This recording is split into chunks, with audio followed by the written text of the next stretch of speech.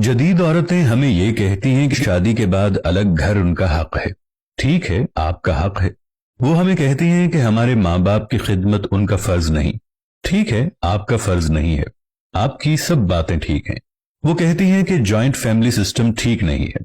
आप ठीक कहती हैं, लेकिन हमें ये भी तो बता दें कि 30 साल तक हमें दिन में 3 वक्त का खाना, साफ सुथरे कपड़े और सोने के लिए पंखे की सबसे अगली चारपाई देने वाली माँ को कहाँ छोड़ के आए। अपनी सारी जवानी अपनी जूतियां घिसाकर हमें इस मकाम तक पहुंचाने वाले बाप का क्या करें। हम इस बाप का क्या करें जिसकी बचत और पेंशन से हमारी शादी हुई और आप हमारे घर का हिस्सा बनी। हम उन्हें किसी ओल्ड होम में छोड़ के आए। हर ऊंच नीच, गर्मी सर्दी, धूप छांव में साए की तरह साथ देने वाले बड़े भाई का साथ सिर्फ इस वजह से ना दें क्योंकि उसकी बेगम की और आपकी नहीं बनती, और आपको लगता है कि आपका खाविंद ज्यादा कमाता है और अब भाई को देना अपनी सेविंग्स खत्म करने के मुतरादिफ है। क्योंकि आप नहीं जानती, जब हम पढ़ते थे तो बड़ा भाई नौकरी किया करता था। नौकरी छोटी थी मगर मेरे बड़े खर्चे पूरे होते थे। माँ बाप ने कुर्बानी दी, फिर बड़े भाई बहनों ने कुर्बानी दी। अब अगर आप ये कहो कि मुझ पर सिर्फ आपका हक है, आप किस हैसियत से इस बात का हक जता रही हैं।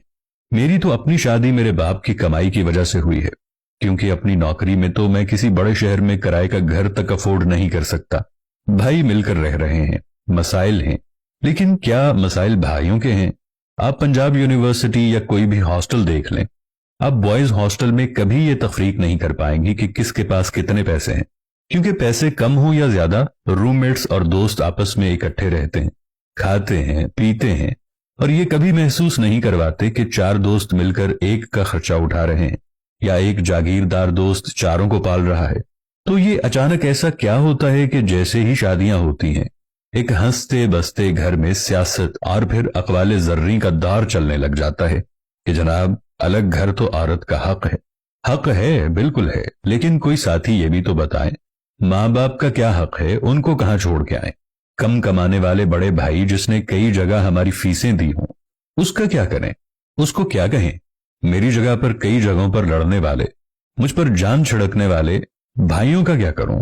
बेहतर नहीं कि मर्दों को अलग घर का ताना देने की बजाय, या बिलफर्ज अगर आप अलग घर में रह रही हैं और आपकी सारी जरूरतें पूरी हो रही हैं, तो फिर खामिद अपने खानदान पर जैसे मर्जी खर्च करे। आप क्यों भाइयों के मसाइल में कूद पड़ती हैं। बेहतर नहीं अपनी जिंदगी सुकून से गुजारें और खानदान को अलग घरों में रहते हुए भी इकट्ठा रहने दें। प्राइवेसी के नाम पर घुटन बढ़ रही है, डिप्रेशन बढ़ रहा है, और हम अपनों के बजाय डॉक्टर्स की तरफ दौड़ रहे हैं। बेहतर नहीं आपसी मसाइल सुलझा लें। खातीन बात बात पर मसाइल खड़ा करने की बजाय भाइयों को उनके हाल पर छोड़ दें ताकि सब खुश रहें और सुकून रहे। जिस यूरोप और अरब मुआशरे की मिसाल देकर हिंदुस्तान के सदियों पुराने खानदानी निजाम पर बात की जाती है, इसी यूरोप और अरबों में हर बंदा खुद कमाता है, खुद खाता है। बहुत कम लोग बाप के सर पर ऐश करते हैं। अरबों को विरासत मिलती है, यूरोप वालों को तालीम और हुनर, जो अपनी जेब से लेते हैं, फिर वो जिंदगी भी अपनी जीते हैं।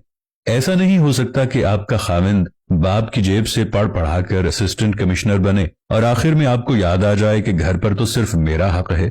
ये बूढ़े लोग यहाँ क्या कर रहे हैं। और हाँ, हमारी नौकरियां ना हो, तालीम ना हो, तो आपके वालिद भी हमें रिश्ता ना दें। सो शुक्र अदा करें हमारे माँ बाप का, जिन्होंने पाल पोस कर एक तैयार शुदा बच्चा आपके हवाले किया।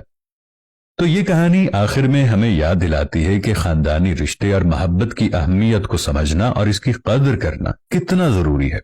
हमारी छोटी छोटी कुर्बानियां और समझाते खानदान को मजबूत और मुत्तहिद रखने में कलीदी किरदार अदा करते हैं। अगर आपको भी ऐसे किसी तजर्बे का सामना हुआ है या आपके ख्याल में खानदानी अक़दार की अहमियत के बारे में कुछ कहना है, तो कमेंट्स में जरूर बताइएगा।